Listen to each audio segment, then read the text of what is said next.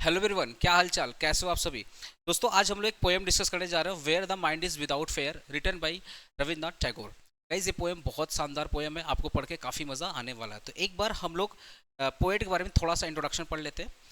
रविन्द्रनाथ ठाकुर का जन्म हुआ था 1861 में और उनकी जो मृत्यु हुई थी 1941 में हुआ था। ये काफ़ी फेमस है पोएट, राइटिंग और फिलोसफर के लिए। आपको पता है, बहुत अच्छे कवि है, बहुत अच्छे लेखक है और बहुत अच्छे फिलोसफर है रविन्द्रनाथ टैगोर जी। ये पहले ऐसे नॉन यूरोपियन व्यक्ति थे जिनको नोबेल प्राइज दिया गया था 1913 में। इसलिए दिया गया था, गीतांजलि के लिए दिया गया था। तो एमसीक्यू में आपके लिए आ सकता है, ठीक है दोस्तों। आपको पता है, ये जो पर्टिकुलर पोएम है where the mind is without fear, ये गीतांजलि का वन ऑफ द पार्ट है, जो गीतांजलि से ही इंस्पायर है, वहां से ही लिया गया है। पहले ये जो पोएम थी वो प्रार्थना के नाम से आती थी और फिर बंगाली में इसको कन्वर्ट किया गया और बाद में रविन्द्रनाथ ठाकुर ने इसको इंग्लिश में कन्वर्ट किया, जो मैं आज आपको पढ़ाने वाला हूँ, ठीक है।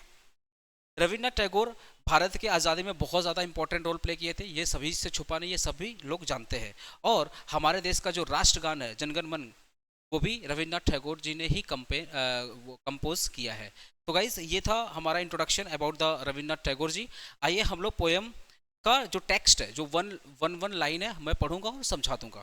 देखो, before discussing the text of the poem, मैं आपको समरी बताना चाहता हूँ इस पर्टिकुलर पोएम में है क्या। रविन्द्रनाथ टैगोर भगवान से प्रार्थना कर रहे हैं। इस पर्टिकुलर पोएम में रविन्द्रनाथ टैगोर जी भगवान से प्रार्थना कर रहे हैं और एक ऐसे आज़ाद भारत की कल्पना कर रहे हैं जहाँ पर एजुकेशन फ्री हो, जहाँ पे लोग सम्मान से जीवन जी रहे हैं, जहाँ पे जाति पाति भेदभाव ना हो, जहाँ पर लोग यूनाइट रहे, जहाँ पर लोगों की जो सोच रहे वो साइंटिफिकली रहे, लॉजिकली रहे, लोग सुपरस्टिशन में बिलीव ना करें, अंधविश्वास में बिलीव ना करें। ऐसे आज़ाद भारत की कल्पना इस पर्टिकुलर पोएम में रविन्द्रनाथ ठाकुर जी कर रहे हैं। तो वन बाय वन हम लोग इस पोएम को पढ़ते हैं, ठीक है। फर्स्ट लाइन का मतलब क्या है, where the mind is without fear and the head is held high. Rabindranath Tagore ji कल्पना कर रहे हैं कि हमारा आज़ाद भारत के लोग विदाउट फियर, बिना किसी डर से जीवन जी रहे, जहाँ पे उनके उनके माइंड में किसी भी टाइप का डर नहीं रहे, वो जो भी कुछ करना चाहते थे वो फ्रीली करे, जहाँ पे उन्हें किसी बात का डर ना हो। एक्चुअल में ऐसा क्यों बोला गया, बिकॉज आपको पता है जब ये पोएम लिखा गया तो हमारा देश क्या था, आज़ाद नहीं था, जहाँ पर अंग्रेजों का शासन चल रहा था और लोग काफ़ी डरे हुए थे। लोग कुछ भी करना चाहते थे तो उनको जेल में डाल दिया जाता था। तो लोगों का जीवन था ना, वो काफ़ी फियर से भरा हुआ था। तो ऐसे आज़ाद भारत की कल्पना कर रहे कि ऐसे आज़ाद भारत की कल्पना कर रहे कि जहाँ पे लोग बिना डर के अपना जीवन जी रहे, वो जो भी लाइफ में अचीव करना चाहते थे वो लाइफ में अचीव कर रहे, वो अगर बिजनेस करना चाहते तो वो बिजनेस कर रहे, पढ़ाई करना चाहते तो पढ़ाई कर रहे, मतलब जहाँ पे लोग फ्रीली अपना जीवन को जी रहे।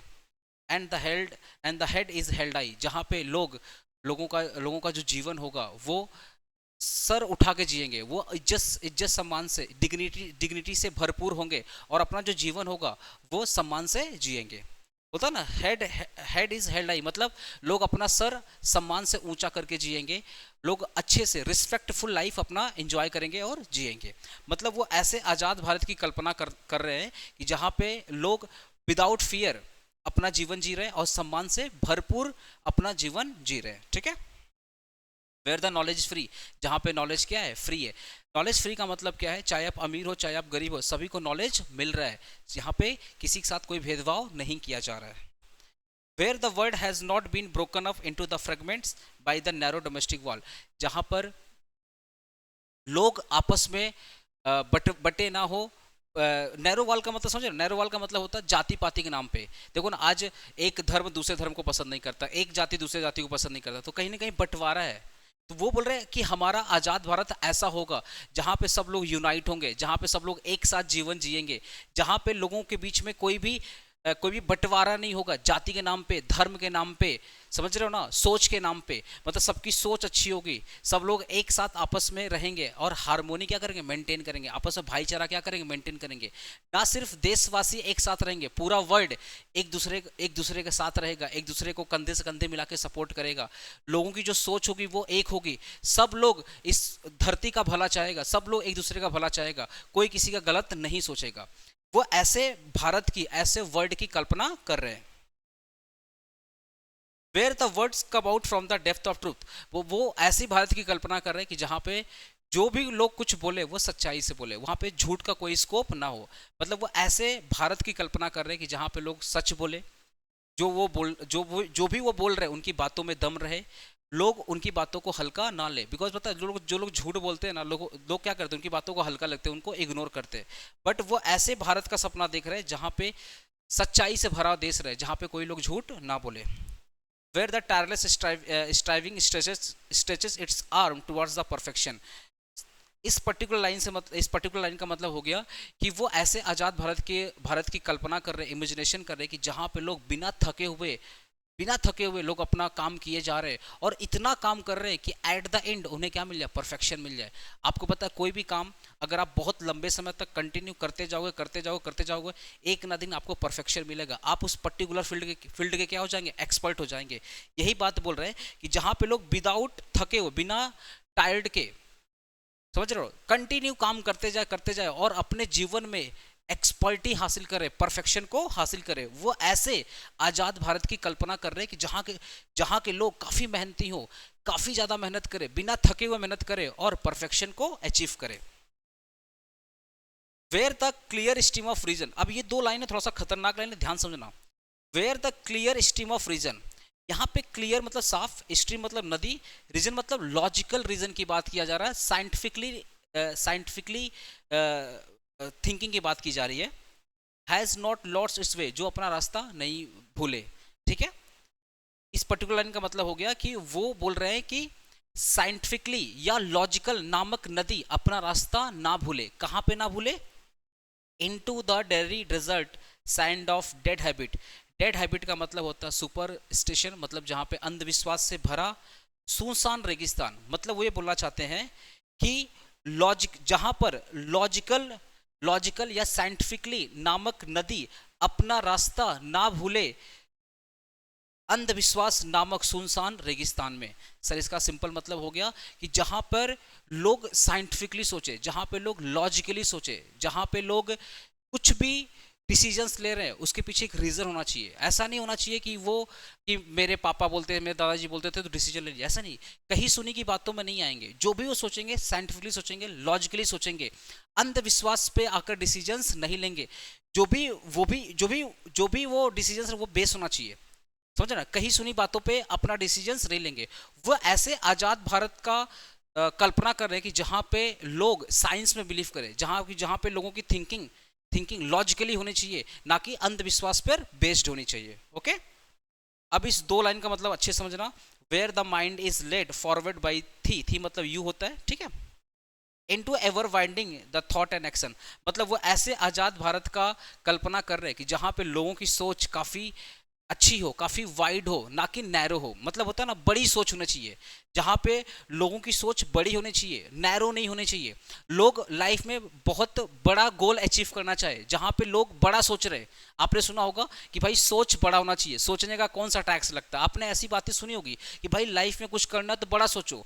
ऐसे ही वो ऐसे आजाद भारत का सपना देख रहे हैं कि जहां पे लोग बड़ा सोच रहे, जहां पे लोग मेल फीमेल में डिफरेंस नहीं समझ रहे। उनको लग रहा है कि मेल भी जितना पोटेंशियल लगता है उतना फीमेल भी पोटेंशियल लगता है। वहां पे जहां पे लोग सोचते हैं कि गांव के लोग शहर के लोग सेम पोटेंशियल लगते हैं। मतलब वो ऐसे आजाद भारत की सपना देख रहे हैं कि जहां पर लोगों की सोच काफी बड़ी है, लोगों का जो एक्शन है वो काफी बड़े लेवल पर है, और वो नैरो थिंकिंग के बीच में फंसे हुए नहीं है, जहां पे सोच काफी छोटी है। वो ऐसे आजाद भारत की सपना नहीं दिख रहे, वो ऐसे आजाद भारत की सपना देख रहे हैं जहां पे लोग काफी बड़ा सोच रहे हैं, उनके एक्शंस काफी बड़े हैं, और वो लाइफ में कुछ बहुत बड़े गोल को अचीव करना चाहते हैं। ऐसे वो आजाद भारत का सपना देख रहे हैं। और ये लास्ट मतलब हो गया, into that heaven of freedom my father let my the country awake. यहाँ पे फादर का मतलब होगा गॉड से, वो फादर को यहाँ पे गॉड बोल रहे हैं। मतलब वो अपने भगवान से प्रे कर रहे हैं कि लेट माय कंट्री अवेक, अब हमारे देशवासियों को जगाओ। मतलब जो आज़ादी है वो आज़ादी को, मतलब हम तो परतंत्र थे ना, हम स्वतंत्र तो थे नहीं, अंग्रेजों का हमारे ऊपर क्या था, गुलाम था। तो वो भगवान से प्रार्थना कर रहे हैं कि जो हमारा देश है वो आज़ाद हो जाए, और ना सिर्फ आज़ाद रहे, ये जो थिंकिंग है ऊंच नीच, भेदभाव, जाति पाति, रिलीजन का जो थिंकिंग है, इस थिंकिंग से भी हमें क्या मिले, आज़ादी मिले। क्या बोल रहे हैं, into the haven of freedom. मतलब फ्रीडम का मतलब हमारा देश तो आज़ाद हो, प्लस आज़ादी अंग्रेजों से भी चाहिए और आज़ादी इन सोच से भी चाहिए। सोच मतलब कैसी सोच कि जहाँ पे सिर्फ बड़े लोग पढ़ाई कर सकते, छोटे लोग पढ़ाई नहीं कर सकते, जहाँ पर ऊंच नीच भेदभाव जाति पाति का बहुत भयानक डिफरेंस है। तो वो ऐसे भारत की कल्पना कर रहे हैं कि जहां पर हेवन हो, जहां पे लोगों को हेवन ऑफ फ्रीडम की फील हो। तो जब हेवन ऑफ किसी भी देश में हेवन का फील कब होगा? जहां पे सबकी सोच अच्छी होगी, जहां पे सबको एजुकेशन मिल रहा है, जहां पे लोग एक दूसरे का भाईचारा बना के चल रहे हैं, जहां पे एक एक जाति दूसरे जाति को पसंद कर रही है, जहाँ पे एक धर्म दूसरे धर्म को पसंद कर रहा है, जहाँ पे लोग एक दूसरे से कंधे मिला के चल रहे हैं, एक दूसरे को क्या कर रहे हैं, सपोर्ट कर रहे हैं। ऐसे कंट्री को हम लोग क्या बोलते हैं? फुल ऑफ हेवन बोलते हैं। वो ऐसे आजाद भारत की कल्पना कर रहे हैं कि जहाँ पे भारत क्या रहे, एक फुल ऑफ हेवन हो जाए। मतलब जाति पाति में कोई डिफरेंस ना रहे, ऊंच नीच का कोई डिफरेंस ना रहे, सब कुछ क्या रहे, चारों तरफ क्या रहे, खुशहाली रहे और सब एक दूसरे को क्या करे, सपोर्ट करे। ऐसे आजाद भारत की वो कल्पना कर रहे हैं।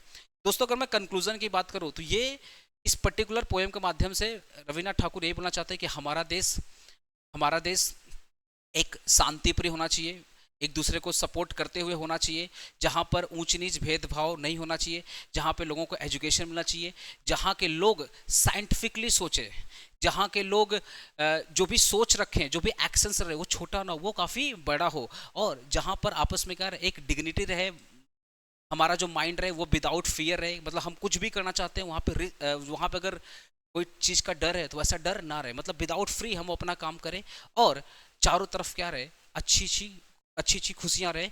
ऐसे आज़ाद भारत की वो कल्पना कर रहे हैं इस पर्टिकुलर पोएम के माध्यम से। होपफुली गाइज आपको पोएम समझ में आ गया होगा। दोस्तों ये वीडियो पसंद आएगा तो अपने दोस्तों के साथ आप जरूर शेयर करिएगा, आप प्लीज़ अपने कॉलेज ग्रुप में भेज दीजिएगा, जिससे उनका भी एग्जामिनेशन काफ़ी अच्छा हो। हम लोग प्रोज का भी एक वीडियो लाएंगे, उसको भी आप देख लीजिएगा। और आपका 19 तारीख को एमसीक्यू, जो आपके एग्जाम में एमसीक्यू आएगा, वो एमसीक्यू मैं करवा दूंगा, तो इस चैनल पे वो एमसीक्यू भी आने वाला। सो इस चैनल को आप जरूर सब्सक्राइब कीजिएगा। टेक केयर गाइस, अपना ख्याल रखिएगा।